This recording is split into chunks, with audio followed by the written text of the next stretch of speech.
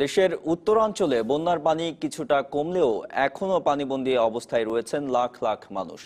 সিরাজগঞ্জে শত বছরের মধ্যে সর্বোচ্চ বেড়েছে যমুনা নদীর পানি, নতুন করে প্লাবিত হয়েছে রাজবাড়ী ও নওগাঁ। দেশে 21টি জেলায় 33 লাখ মানুষ বন্যার কারণে ক্ষতিগ্রস্ত হয়েছে বলে জানিয়েছে দুর্যোগ ব্যবস্থাপনা ও ত্রাণ মন্ত্রণালয়। দেশের মধ্য ও দক্ষিণ মধ্যাঞ্চলে ধেয়ে আসছে বন্যা। এরই মধ্যে প্লাবিত হয়েছে সিরাজগঞ্জ, নওগাঁ, রাজবাড়ী সহ বিভিন্ন জেলা। বিপদসীমার 148 সেন্টিমিটার ওপর দিয়ে প্রবাহিত হওয়ায় সিরাজগঞ্জ শহরেও ঢুকে পড়েছে বন্যার পানি। জেলার প্রায় 3.5 লাখ মানুষ পানিবন্দী। জামালপুরের বাহাদুরাবাদ পয়েন্টে বিপদসীমার 134 সেন্টিমিটার ওপর দিয়ে প্রবাহিত হচ্ছে ব্রহ্মপুত্রের পানি। 813টি শিক্ষা প্রতিষ্ঠান বন্ধ ঘোষণা করা হয়েছে। দেওয়ানগঞ্জে যমুনার ভাঙনে বিলীন হয়ে গেছে শতাধিক বসতবাড়ি। পানি ওঠায় বন্ধ হয়ে গেছে জামালপুর দেওয়ানগঞ্জ ও জামালপুর তারাকান্দি যমুনা পূর্বপার রুটের রেল চলাচল। বন্যার কবলে পড়েছে 6 লাখেরও বেশি মানুষ। জেলা প্রশাসন 128 মেট্রিক টন চাল ও নগদ 2 লাখ টাকা বিতরণ করেছে। দিনাজপুরের বেশিরভাগ নদ নদীর পানি কমতে শুরু করেছে, তবে ইছামতির পানি এখনও বিপদসীমার ওপর দিয়ে বইছে। 5টি স্থানে মাটি সরে গিয়ে রেল লাইন ভেঙে যাওয়ায় জেলার সঙ্গে বিভিন্ন স্থানের রেল যোগাযোগ বন্ধ রয়েছে।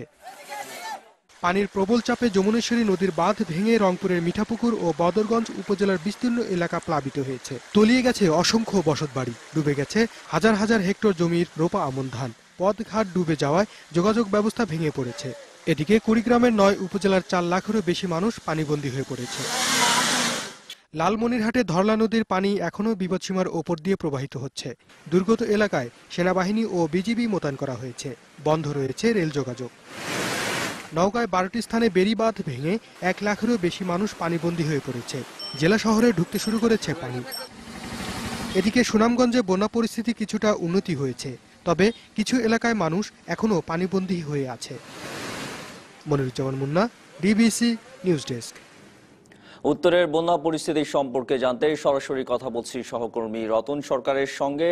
রতন, উত্তরের বিভিন্ন জনপদই ক্ষতিগ্রস্ত হয়েছে এবারের এই বন্যায়। এখনকার সেখানে সড়ক যোগাযোগ ব্যবস্থার কি অবস্থা আপনি দেখছেন, এবং যারা দুর্গত মানুষ তাদের সহায়তা কি ঠিকমতো পৌঁছেছে?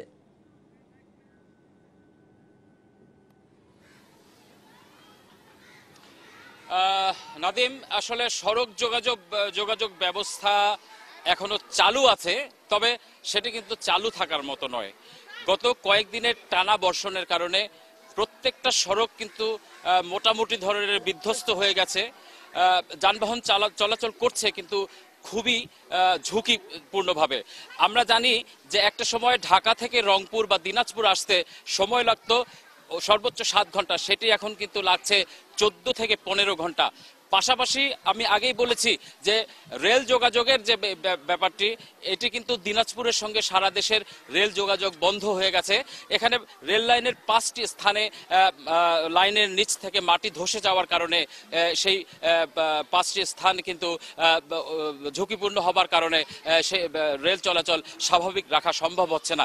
সেটি রেলওয়ের ইঞ্জিনিয়ারিং কোরের সদস্যরা আসলে এটি মেরামতের চেষ্টা করছেন, কিন্তু এটি কবে নাগাদ সম্পন্ন হবে এই বিষয়টি কিন্তু তারা এখনো বলতে পারছে না। আমরা এখন রয়েছি একটি বন্যা আশ্রয় কেন্দ্রে। এখানে আমরা দেখছি যে এই স্কুল এবং কলেজের প্রত্যেকটি বিল্ডিং এ আমরা দেখছি যে অসংখ্য মানুষ এখানে আশ্রয় নিয়েছে। এখানে তারা গত 4 দিন থেকে অবস্থান করছেন। আমরা কিছুক্ষণ আগে দেখেছি যে রংপুর সেনানিবাসের জিওসি মহোদয় তিনি এখানে পরিদর্শন করে গেছেন। সেনাবাহিনীর পক্ষ থেকে তাদের মধ্যে ত্রাণও বিতরণ করা হয়েছে। আমরা দেখেছি মুক্তিযোদ্ধা সংসদ তারা দুপুরের খাবার নিয়ে এসেছিলেন। আমরা দেখেছি দিনাজপুর পৌরসভার পক্ষ থেকে বিশুদ্ধ পানি বিতরণ করা হয়েছে। আমরা নাদিম একটু জানতে চেষ্টা করব যে এখানে এই একটা পরিবেশের পরিস্থিতির মধ্যে এখানে আশ্রিত মানুষরা কেমন আছে, একটু জানতে চাচ্ছি যে আপনারা কেমন আছেন, একটু বলেন, সংক্ষেপে বলবেন।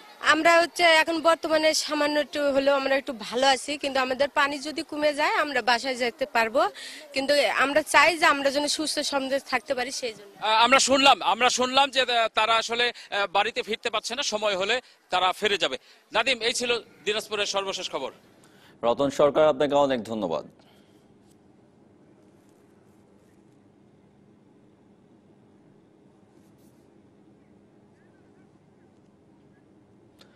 বন্যার সবশেষ খবর জানতে এই মুহূর্তে জামালপুরের ইসলামপুর উপজেলা থেকে যোগ দিচ্ছেন সহকর্মী শুভ্র মেহেদি।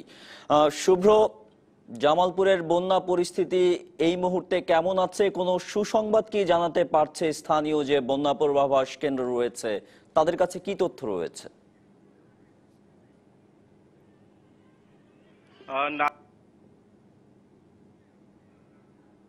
পানি উন্নয়ন বোর্ড জানিয়েছে যে বিকেলে 1 সেন্টিমিটার পানি কমেছে, তবে এখনো বাহাদুরাবাদ পয়েন্টে বিপদসীমার 133 সেন্টিমিটার উপর দিয়ে বন্যার পানি প্রবাহিত হচ্ছে। তো এবং বন্যার পানি বেড়ে যাওয়ার সাথে সাথে কিন্তু বিভিন্ন এলাকা নতুন করে আবার বন্যা প্লাবিত হয়েছে এবং এখন পর্যন্ত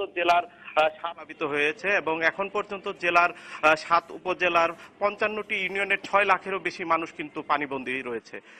এবং এখন পর্যন্ত আপনার দেওয়ানগঞ্জ জামালপুর লাইন এবং সরিষাবাড়ি, তারাকান্দি এবং বঙ্গবন্ধু সেতু পর্যন্ত রেল যোগাযোগ বিচ্ছিন্ন রয়েছে এবং স্থানীয় যে সড়ক যোগাযোগ ব্যবস্থা, বিশেষ করে জামালপুর মাদারগঞ্জ সড়ক এবং মেলান্দ মাহমুদ সড়কের যোগাযোগ ব্যবস্থা পুরোপুরি বন্ধ রয়েছে এবং দুর্গত এলাকার মানুষের মাঝে কিন্তু তীব্র খাবার এবং পানি এবং গোখাদ্যের চরম সংকট রয়েছে।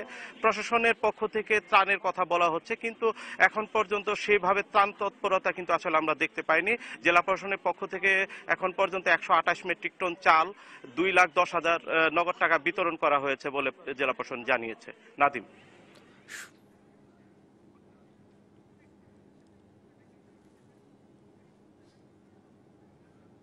শুভ্র মেহেদি, আপনাকে অনেক ধন্যবাদ। গত 4 দিনের বন্যায় সারা দেশে শিশু সহ এ পর্যন্ত 52 জনের মৃত্যু হয়েছে। বন্যার পানিতে ডুবে দিনাজপুরে গত 4 দিনে মারা গেছে 24 জন। এছাড়া কুড়িগ্রামে পানিতে ডুবে শিশু সহ মারা গেছে 12 জন, লালমনিরহাটে 5 জন, নীলফামারীতে 3 জন, ঠাকুরগাঁওয়ে 3 জন মারা গেছে। সুনামগঞ্জে 2 শিশু এবং জামালপুরে গত 2 দিনে 3 জনের মৃত্যু হয়েছে। তবে দুর্যোগ ব্যবস্থাপনা ও ত্রাণ মন্ত্রণালয় থেকে সকালে এক সংবাদ সম্মেলনে জানানো হয়, বন্যায় সারা দেশে 37 জনের মৃত্যু হয়েছে।